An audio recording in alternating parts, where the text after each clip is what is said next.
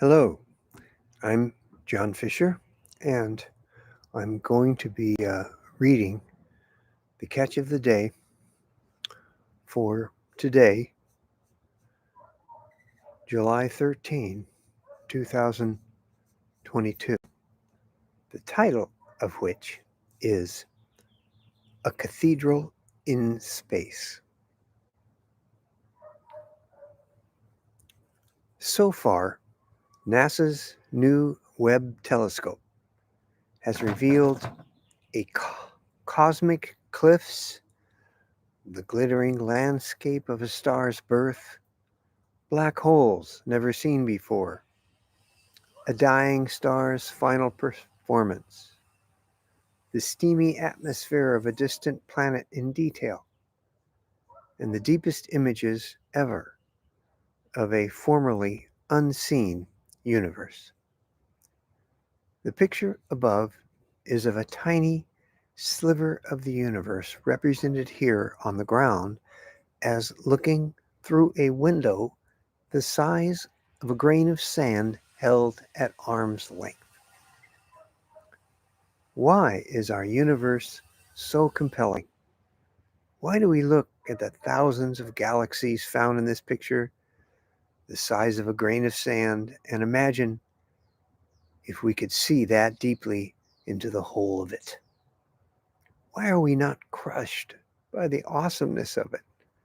Why do we stand and stare sometimes at the stars in wonder? What is that feeling?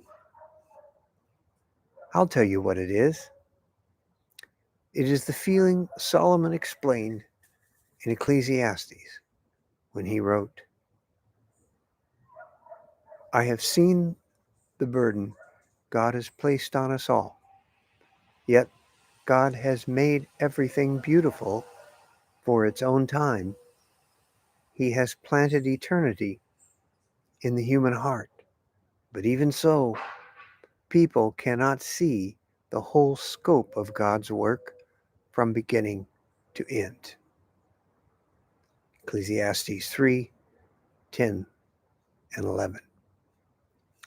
We have eternity in our hearts, but limited minds and limited sight with which to understand it.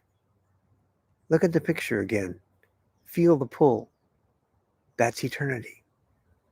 You know it's there, but you can't grasp it, and you can't see it. You can't understand it. You can't possibly take it all in. That's why it's a burden.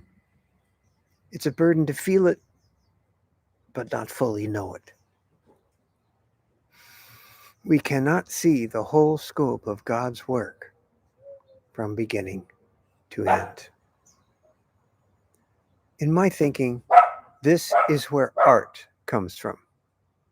The artist deals with the eternity in the heart that is always trying to reach beyond the limitations of the mind. It's breaking free of frustration. Even artists who do not know God mess with the eternity in their hearts. This is also where worship comes from. It too comes from the eternity in the heart. That's where we meet God. Worship is what fills in the gap between the heart and the head, what we feel and what we don't know. Worship is the wonder. The Webb telescope might as well be a cathedral in space, from which we gaze with wonder and without even knowing it into the face of God.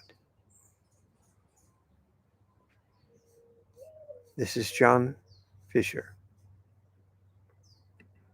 with the catch of the day, Grace Turned Outward.